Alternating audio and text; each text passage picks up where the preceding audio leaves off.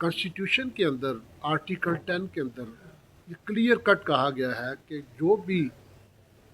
Civilians یا جو بھی گرفتار ہوتا ہے، کوئی جرم کمٹ کرتا ہے، تو ان کو فری اینڈ فیئر ٹرائل کا اس کا فنڈامنٹل رائٹ ہے۔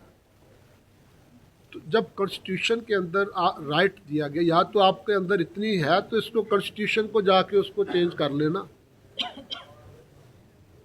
کانسٹیٹیوشن موجود ہے، اور اس کے ہوتے ہوئے جب ایک رائٹس ان کو دیے گئے ہیں، اور سپریم کورٹ نے ایک 5 رکنی بینچ نے ایک بہترین فیصلہ کیا ہے، تو اس فیصلے کو، اس کا مطلب یہ ہے کہ ہماری گورنمنٹس اس کو نہیں تسلیم کر رہی۔ ہم سپریم کورٹ کے، ہائی کورٹ کے سب دوست خان صاحب کی قیادت میں آج یہ بات ان کو باور کروانا چاہتے ہیں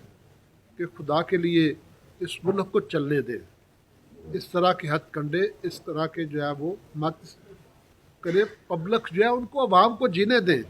پہلے عوام کا یہ حال ہے کہ مہنگائی، بے روزگاری اور ہر طرح کے مسائل جو ان کے اوپر جو ہے وہ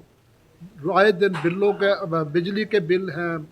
گیس کے بلز ہیں، ہر بندہ پریشان ہے۔ اور اوپر سے سب سے پہلے ان کانسٹیٹیوشنل طور پہ لوگوں کو گھروں سے غیر قانونی